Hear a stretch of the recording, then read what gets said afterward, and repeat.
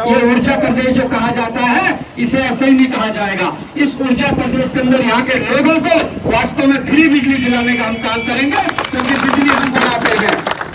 आज हम देहरादून में देख रहे हैं, विकासनगर देख रहे हैं, तराई क्षेत्र से ये काम शुरू हो गया है कि आज पानी के भी मीटर लगने लग गए हैं। अब पानी के मीटर लगने लग गए हैं, हम पूछना चाहते हैं कि जिन नदियों का संरक्षण हम कर रहे हैं, जिस हिमालय को हम बचा रहे हैं, जिन पहाड़ को हम बचा रहे हैं, उस पहाड़ से निकलने वाले पानी पर तुम टैक्स लगाने शुरू कर दिया। तुम लोगों ने पानी के बिल लगाने शुरू कर दिए। मैं कहना चाहता हूं कि इस प्रदेश में ना तो पानी की कमी है ना बिजली की कमी है। ये दोनों चीज यहाँ पर फ्री में मुहैया यहाँ के लोगों को होनी चाहिए।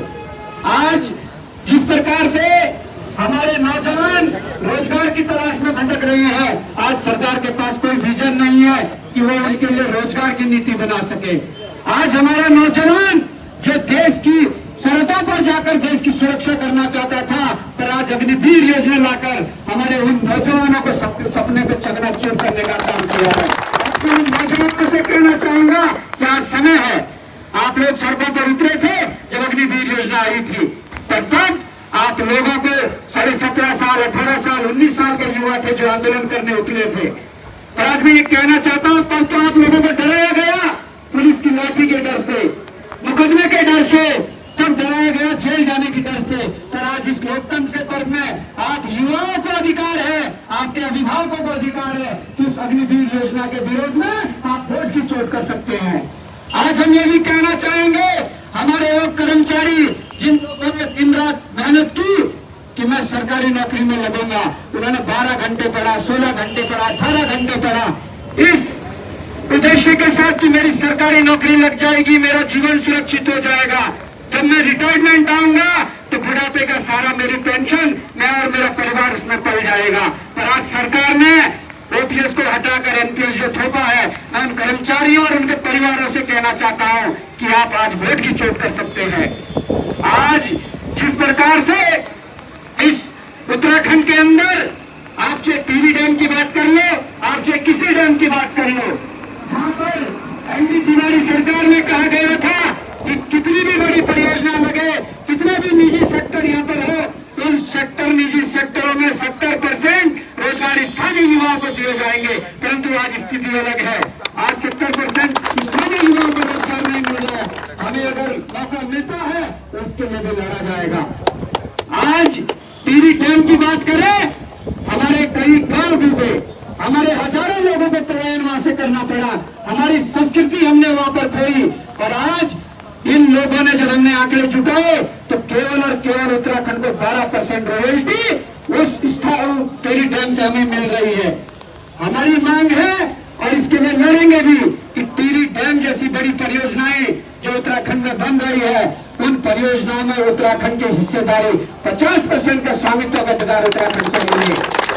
आज स्वरोजगार की इस दिशा में जिस प्रकार से हमारे युवा आगे बढ़ रहे हैं, पर जो उत्तराखंड सरकार की जो नीतियां होती है, जो स्वरोजगार के लिए होती है, कहीं ना कहीं उसमें जो हेर फेर है, जो भ्रष्टाचार है, आप समझ गए होंगे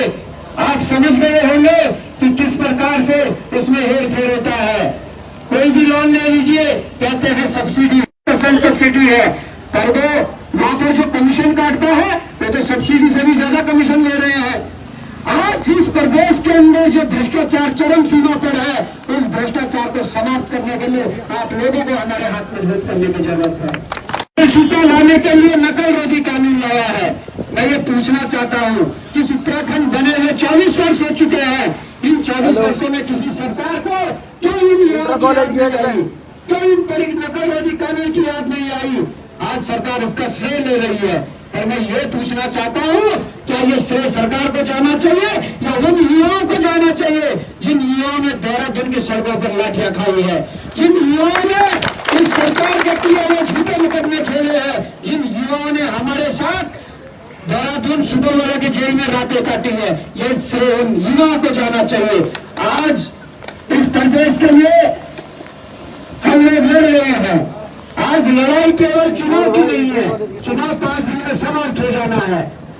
और मैं ये कहना चाहता हूँ, आज जब लड़ाई है, ये लड़ाई इस प्रदेश के अस्तित्व और अस्मिता की लड़ाई है। पता नहीं देखते हैं। इस प्रदेश के प्रकृति और संस्कृति को बचाने की लड़ाई है। आज ये चुनाव जरूर है, पर हम चुनाव से ज्यादा इसे आंदोलन मान रहे हैं और इस आंदोलन में हर एक परिवार की भागीदारी होनी चाहिए, तब हम इस उत्तराखंड को बचा पाएंगे। आप सभी पढ़े लिखे लोग हैं, आप लोगों ने देखा होगा कुछ माह पूर्व चमोली में हमारी माताएं घास के ले गई और वन विभाग ने उन माताओं से उनके घास छीनकर उनका चालान कर दिया कि आपका अधिकार इस पे नहीं है, परमिशन लेने पड़ेगी घास लेने। यह समय आने वाला है जिस प्रकार से निजीकरण तेजी से बढ़ रहा है, क्योंकि वो समय का इंतजार मत करिए जब कोई बाहर की कंपनी आएगी और उसे पहाड़ के पहाड़ का टेंडर दिया जाएगा कि ये घास तुम्हारा है। कोई बाहर की कंपनी आएगी, उसे पूरी नदी दी जाएगी कि ये टेंडर तुम्हारा है, तब उस घाट काटने के लिए परमिशन लेनी पड़ेगी। तो उस नदी में अपने खेत को सिंचित करने के लिए जो पानी लाएगा उसके लिए भी परमिशन लेनी पड़ेगी। हमारे जो अधिकार है वो हमें मिलने चाहिए। हम यहाँ के निवासी हैं, हम लोगों ने यहाँ के जंगलों को बचाया है, यहाँ के नदियों को सुरक्षित रखा है, यहाँ के हिमालय को सुरक्षित रखा है। आप हम लोगों से इस प्रकार के वो कर रहे हैं। मैं ये कहना चाहता हूँ कि आप सभी लोग जिस प्रकार का प्यार और समर्थन दे रहे हैं, मुझे उम्मीद है कि आप सभी इस प्यार और समर्थन को वोट में तब्दील करोगे और हमारा जो चुनाव चिन्ह है, हमारा जो चुनाव चिन्ह है वो हीरे के रूप में हमें मिला है। अब उस हीरे को कैसे चमकाना है, उस हीरे को कैसे कोहिनूर बनाना है, ये आप लोगों के हाथ में है, क्योंकि ये शांत पहाड़ है। हम यहाँ के लोगों को जानते हैं, यहाँ का इंसान बहुत ही सरल सीधे साधा का होता है। और इस प्रदेश के अंदर, इस देवभूमि के अंदर जब बहन अंकिता भंडारी जैसे हत्याकांड होते हैं तब ये प्रदेश शर्मसार होता है, एकदम शर्मसार होता है। और मैं ये कहना चाहता हूँ इससे ज्यादा शर्मसार कब होता है जब ये पता लगता है कि किसने ये हत्याकांड किया, किसने ये हिम्मत की। जब हम लोगों को बचाने की कोशिश होती है हमारे अधिकारियों के द्वारा, हमारे नेताओं के द्वारा, तब सबसे ज्यादा शर्मसार ये प्रदेश होता है। हम कहना चाहेंगे कि आज भले ही अंकिता बहन भंडारी की इन लोगों ने हत्या की हो, उसके साथ बर्बरता की हो, उसके साथ दुराचार किया हो, पर अगर ऐसी घटनाओं पर रोक नहीं लगी तो वो दिन दूर नहीं जब हमारी बहन बेटियों के साथ इस प्रकार की जो घटनाएं, ऐसी घटनाओं पर अगर रोक लगानी है तो हमें सच्चे नियत के, साफ नियत के लोग अंदर भेजने पड़ेंगे उस विधानसभा के अंदर, उस संसद के अंदर, तभी हम अपनी लड़ाई को मजबूती से लड़ सकते हैं। आज मुद्दे बहुत है, पर मैं ये कहना चाहता हूँ कि मुद्दों की राजनीति करने हम आए हैं। आज तक के चुनाव आप लोगों ने देखे होंगे, आज तक के भी चुनाव होते होंगे, पता ही नहीं लगता था कि टिहरी संसदीय क्षेत्र में चुनाव होता है। और इस बार जो प्रत्याशी 5 साल में 10 दिन अपने क्षेत्र में नहीं आते थे, आज वो प्रत्याशी दिन रात दौड़ भाग कर रही है। क्यों? क्योंकि जनता जाग चुकी है और जनता को जागना पड़ेगा। आज आप लोगों का आशीर्वाद लेने में आया हूँ, आप लोगों का समर्थन लेने में आया हूँ। मैं यही उम्मीद आप लोगों से करता हूँ कि समय का भी अभाव है और समय के लिए माफी चाहूंगा कि आप लोगों को ज्यादा समय नहीं दे पाया, परंतु जो ये रिश्ता बनने वाला है ये चुनाव तक का रिश्ता नहीं है, ये रिश्ता बहुत लंबा बनने वाला है। आप लोगों के साथ मिलकर इस क्षेत्र के विकास के लिए मिलकर हम कहीं न कहीं आगे 66 साल के युवा को अगर आप मौका देते हैं तो 60-65 साल तक आप लोगों के साथ इस रिश्ते को निभाया जाएगा, आप लोगों के लिए लड़ा जाएगा। समय का अभाव है, हमें कंदीसौर तमाम वगैरह आगे भी जाना है और आप सभी लोग अपने बूथ पर, अपने गांव में मजबूती से भोली कुमार को प्रत्याशी न मानकर खुद अपने आप को प्रत्याशी मानकर मेहनत करना शुरू कर दीजिए। कहीं ना कहीं परिणाम हमारे पक्ष में होंगे। और मैं ये कहना चाहता हूँ कि वास्तव में इस टिहरी संसदीय क्षेत्र की जो जनता है वो इस बार इस टिहरी संसदीय क्षेत्र में नया इतिहास का एक अध्याय लिखने का काम करेगी।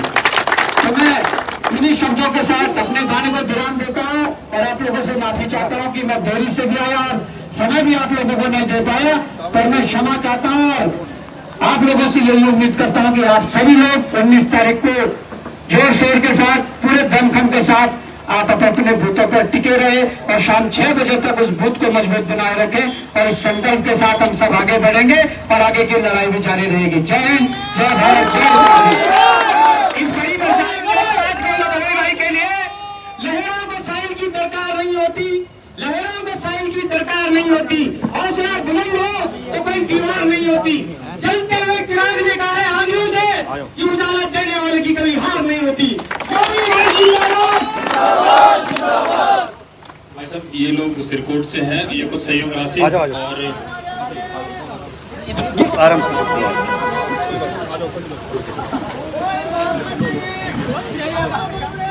समर्थन पत्र है। मैं ओणेश्वर कांवड़ सेवा संघ सिरकोट को धन्यवाद देता हूं। उन्होंने अपना समर्थन और सहयोग जो है भाई भोलू कुमार को दिया है और मैं पुनः आप सभी साथियों का, सभी जनप्रतिनिधियों का, जो वर्तमान में भी है, पूर्व के भी हैं, युवा साथियों का, व्यापारी भाइयों का हृदय से आभार प्रकट करता हूं। जय हिंद, जय भारत, जय चिन्याली। भाभी तुम संघर्ष करो, भाभी तुम संघर्ष करो, भाभी पवार जिंदाबाद, भाभी पवार